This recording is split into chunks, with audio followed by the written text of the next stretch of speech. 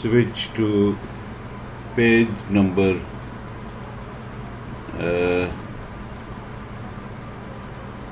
okay, this is the page number 433 of Ali Umar. This is the article 9.6.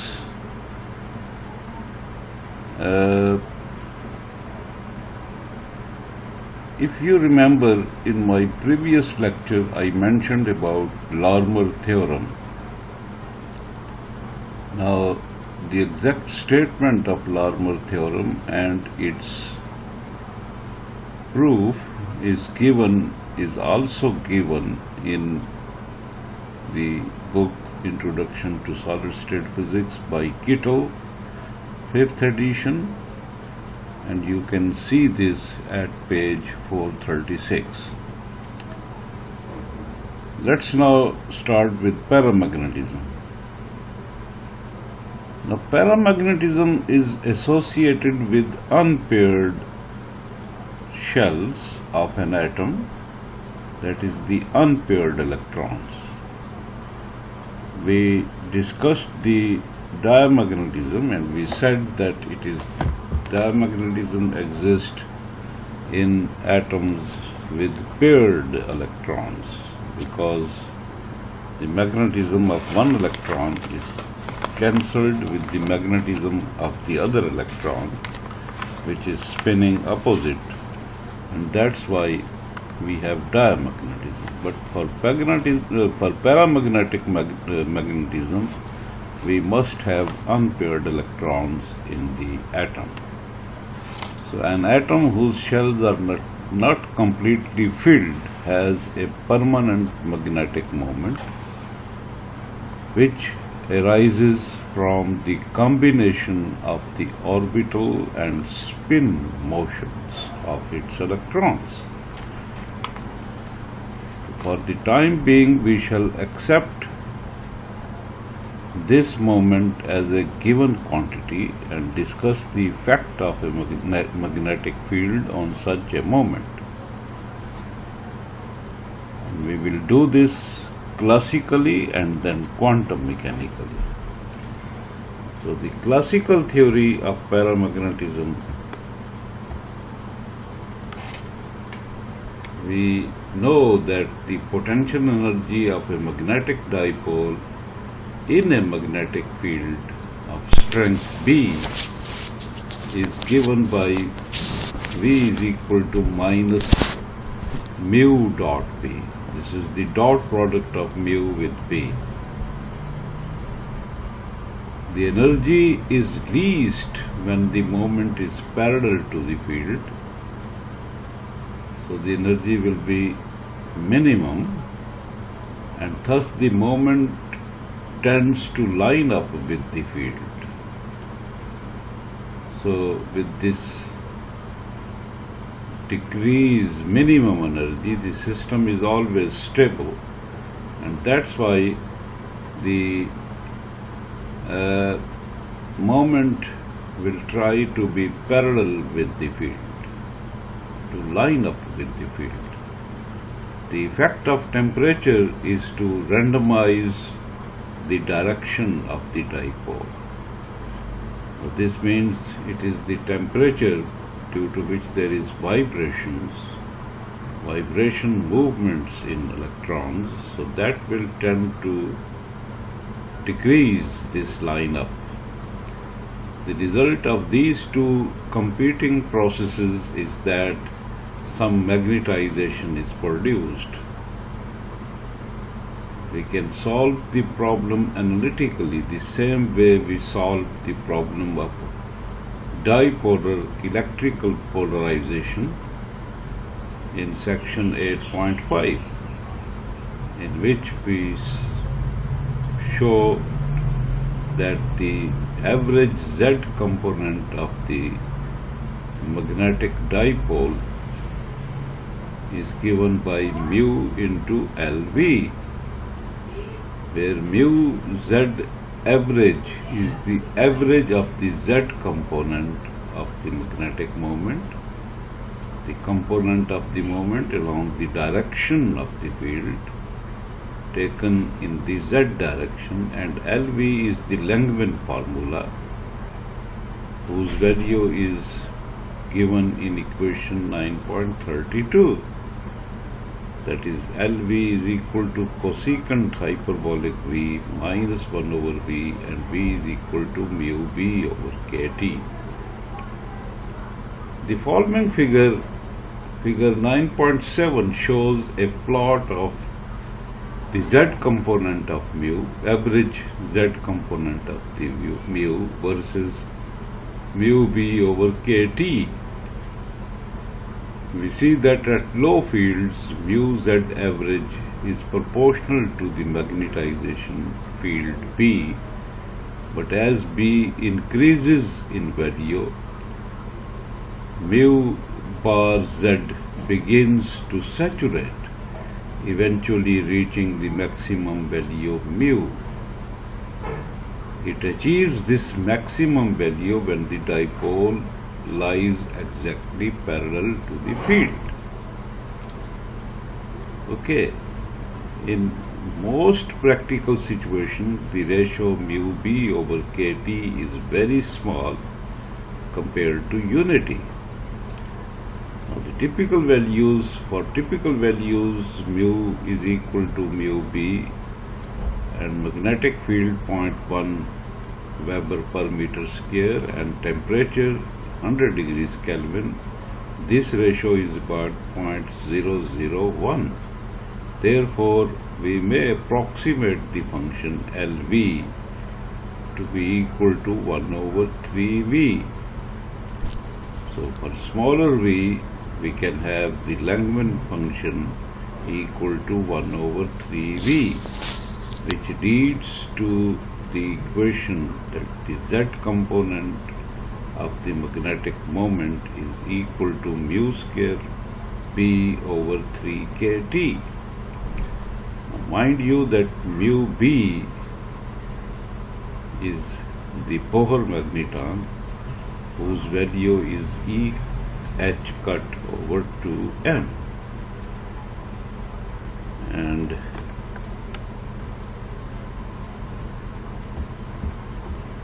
if we introduce the Bohr magneton here, we have the magnetization equal to M is equal to N mu B mu Z average, which is N mu square B over 3 KT.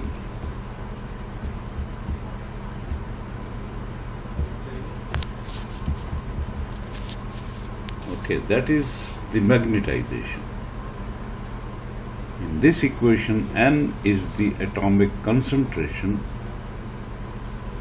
and now the susceptibility, magnetic susceptibility, you know, is the ratio of mu naught M over mu naught H, and using this value of M here, we get the value of susceptibility is equal to N mu naught mu cube over 3 KT, which you will note is the same form as the electrical susceptibility of equation 8.43. So equation 9.34 is referred to as the Curie law. If one substitutes a typical value of N is equal to 10 to the power 26 per meter cube, and temperature is equal to 100 degrees K, one finds that Q is 10 to the power minus 5, which is exactly in agreement with the observation. So our classical theory is going well. The susceptibility given by equation 9.34 is also referred to as the Langevin paramagnetic equation or Langevin paramagnetic susceptibility. Note in particular that chi is inversely proportional to temperature. This is in marked contrast to the diamagnetic susceptibility, which is essentially temperature independent. So that is a major difference between the diamagnetic susceptibility and the paramagnetic susceptibility. So that's all about the classical theory. Let us now treat this analysis using the quantum theory. Quantum mechanically, we can express the magnetic moment mu of the atom in terms of the total angular momentum, written as capital J, and the magnetic moment is equal to a factor G bracket minus E over 2m into J, where G is the factor whose value was calculated and is given as equal to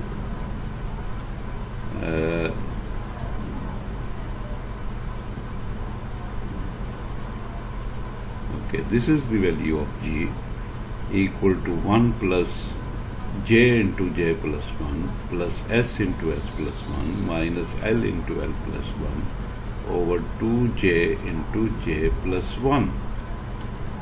Now this equation is taken from the theory of atomic physics.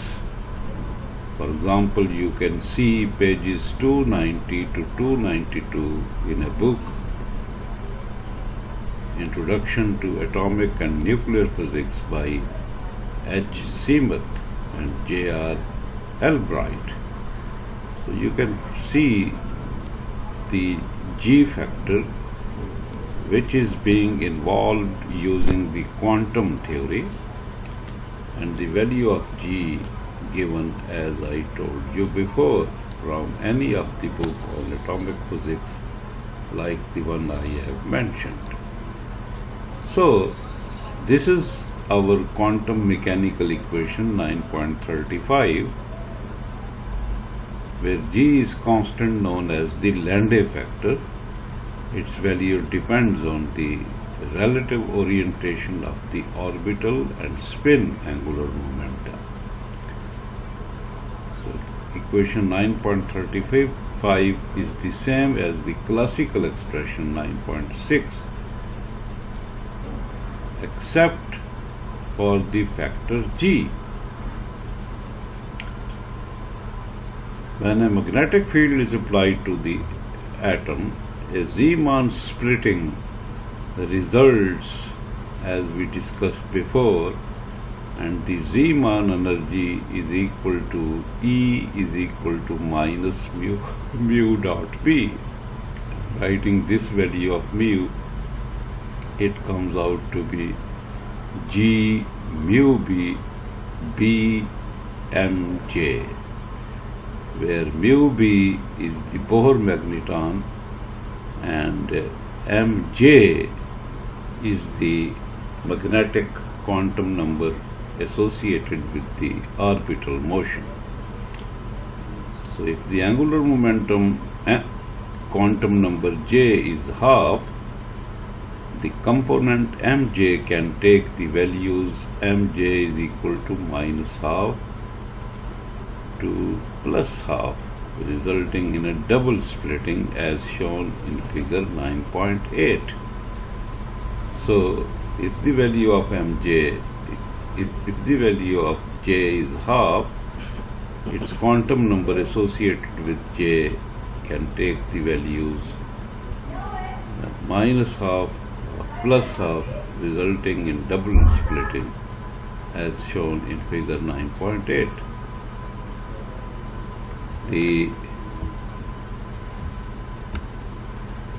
difference in energy between these two levels, delta E, is equal to G mu B into magnetic field B. Note that the lower level Mj minus half corresponds to the moment parallel to the field, while the upper level corresponds to the moment opposite to the field. Okay, let us now calculate the magnetization. The magnetization M is now given by the equation G into mu B bracket N1 minus N2, where G mu B is the Z component of the moment when it is fully aligned with the field, and N1, N2 are the concentration of atoms in the lower and upper levels. So we have taken N1 and N2 to be the number of atoms in either of in the two orientations mentioned above. These two orientations are related by N2 over N1 equal to e to the power minus delta E over kT using the Boltzmann distribution, which is the famous distribution to give us the possibility of the atoms being in either of these states. So where the term in the exponent on the right is the familiar Boltzmann factor. So this is again a quantum mechanical concept associated with atomic physics. Now, since the concentrations also satisfy the relation that N1 plus N2 must be equal to the total number of atoms, we may use these two equations to solve for N1 and N2. That is equation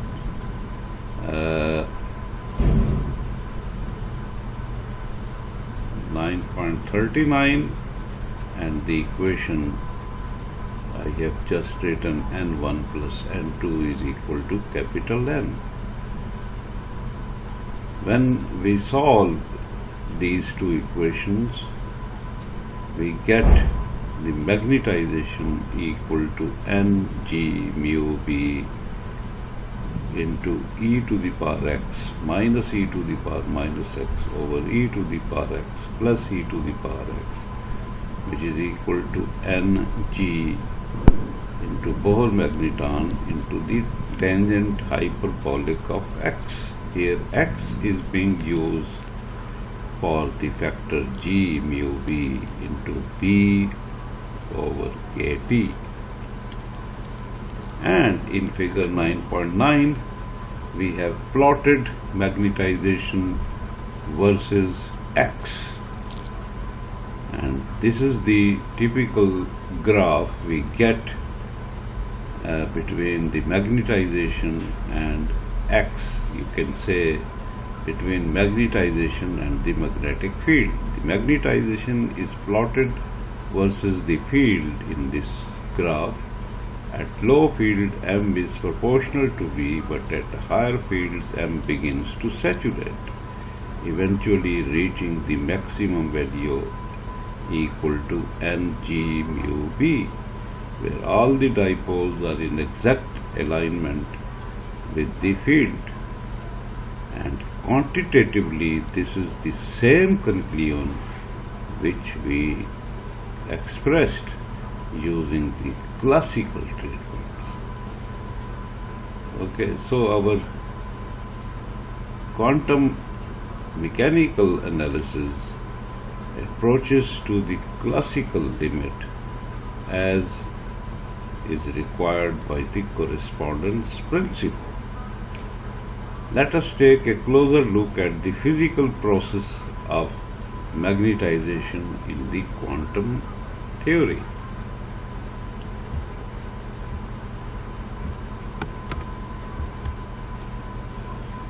Okay, for the orbital quantum number j is equal to half, the dipoles can take only two orientations as mentioned before, one parallel to the field corresponding to the lower level of figure 9.8 and the other opposite to the field corresponding to the upper level.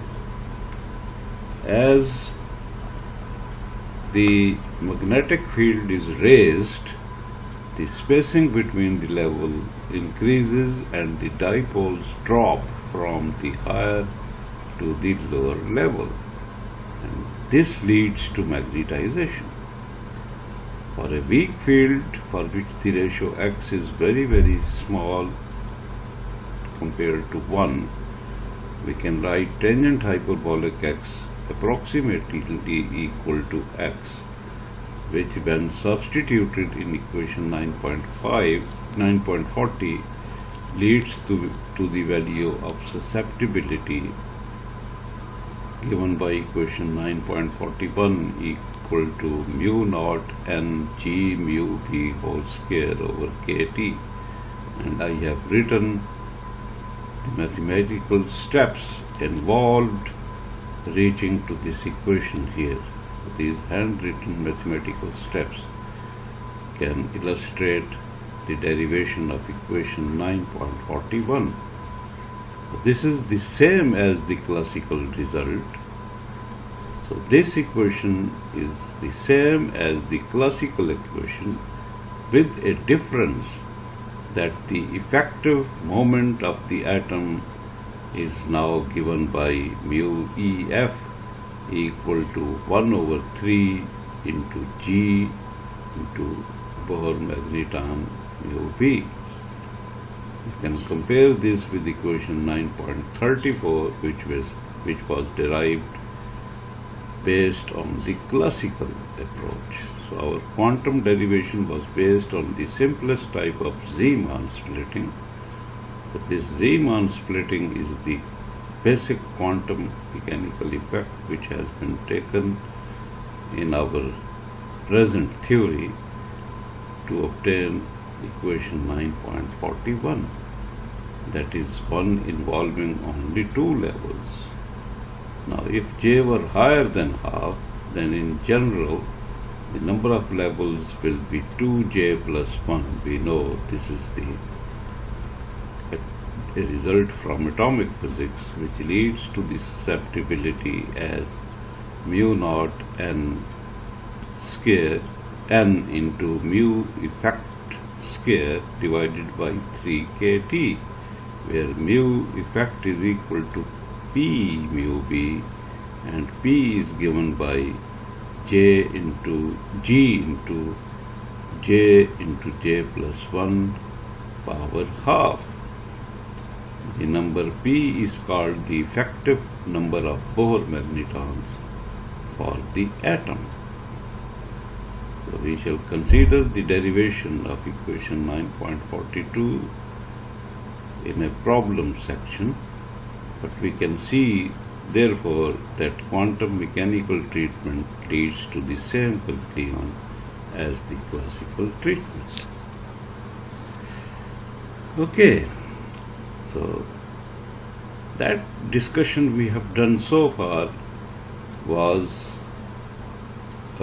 on the electronic level, and we will have to now go to the atomic level, in which there are various electrons. So let us now discuss the atomic origin of magnetism. But we have seen that magnetism is due to the motion of electrons, but this motion of electrons, depending on the number of electrons and the magnetization, will be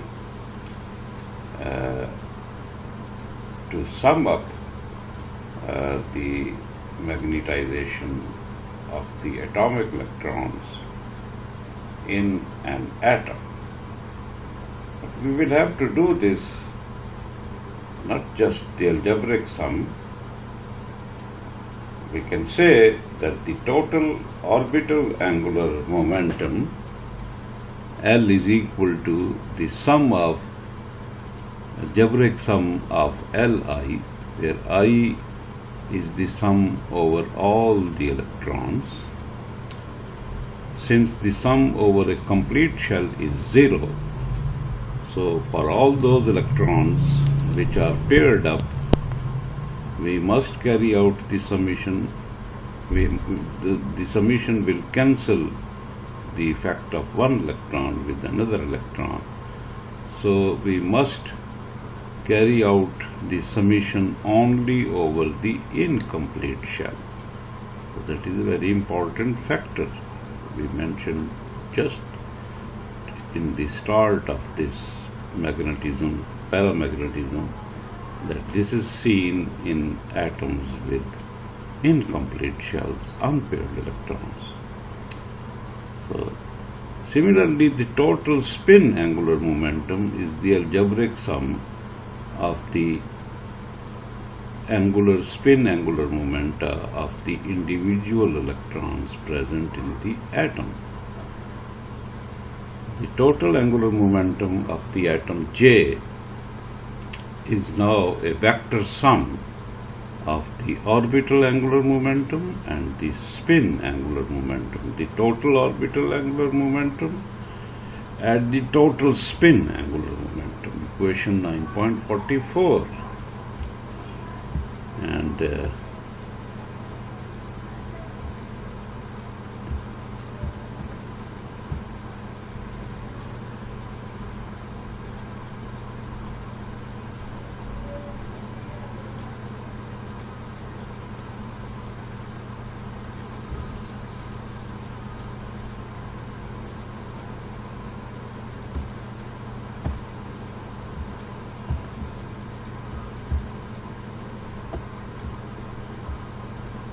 okay, I have to stop here because I don't have the following pages here.